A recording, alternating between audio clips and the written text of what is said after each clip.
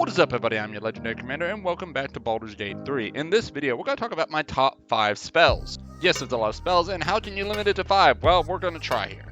So, first up on the list is Thunderwave. Thunderwave is a really good spell because anytime you have an Eldritch Knight, they can really utilize this effectively, as well as a wizard that gets surrounded can use this to protect themselves as long as they have a high DC.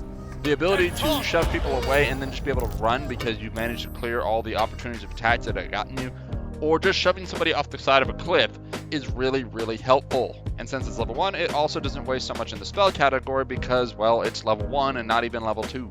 So my next spell on the list is a utility spell known as Bless. Bless is a really good spell. Don't ever pick Bane, always Bless over Bane. Bless allows you to add a d4 to your attack roll, which is the chance to hit portion, not the damage, and a d4 to your saving throws in case someone is trying to hit you with something. While it does take up your concentration, it does help you a lot when just trying to hit because it just adds that extra chance to hit, which those hard to hit enemies, you might need that extra bit of help. And it lasts for 1 minute or 10 rounds, so it normally lasts throughout the battle. Now, truth be told, if I had a favorite spell, this next spell would be it. It even wins against Eldritch Blast if you added the cantrips. Magic Missile is probably the most flexible spell you could ever get. It does 1d4 plus 1 force damage every missile that it fires, and at first level you get 3, and as you go up you get 4, 5, all the way up to 11 magic missiles. But I like to use this spell mainly as a finisher move, or just to deal damage. It's 100% hit chance unless some opponent were to cast shield, which in Baldur's Gate 3 we don't see that spell cast yet, so that's not an issue. But it's 100% chance to hit. The Had's illusions, for example, can be dispelled by 1 magic missile each, so if you cast a level 2 magic missile and hit each Had, eventually you will find the Had, and all her other Had forms will not be able to do their thing. Similar to acting as a finisher move for multiple targets when they're low health, where you can cast a magic missile per, or maybe cast 2 to 1 and then 1 to another, and if you're casting level 2, maybe 1 more to somebody else, and knock out 3 targets that we're going to swing maybe next turn and the following turns after. You can just remove them from the field. It's also great if you just need to wipe an enemy out in general, because that 100% hit chance, and if you're struggling to hit the enemy, well, it's 100% hit chance. You can't miss unless they cast shield. It's really just too good of a spell to not have, and that is why it is really my favorite spell. Speaking of favorite things, we interrupt this video to talk about one of my other favorite things. It is kind of my attention that most of you, despite watching the video, have not hit that like button. Yes, I'm pulling this from written. Yes, I know my voice isn't as charming as his, but hey, I gotta do something to get you all to hit that like button. So the next 2,500 people to hit that like button are safe in the Tarrasque we're about to let loose. The rest of you are gonna need the next spell I'm talking about. Now, back to the show. So the next spell on this list is Healing Word. I talk about this spell a lot because it's really good, and everyone always wants to go, oh, take Cure Wounds. It does a d8. Why would you want a d8 over a d4? It's because it's a bonus action, and that's what makes it so helpful. The ability to reach across a room and pick up your ally, while at the same time smacking the dude that's going to opportunity attack you if you were to run over to do it with Cure Wounds, is just so much more helpful. As well, in Baldur's Gate 3's case, the ability to use the help action, you can pick up somebody right next to you, and then also reach across the room, lifting 2 people with 1 person and using just 1 spell. It is a definite spell your cleric and anybody that you can have should take if they have it, just the option to do so without having to throw a potion onto somebody. And burning your actual action is super helpful.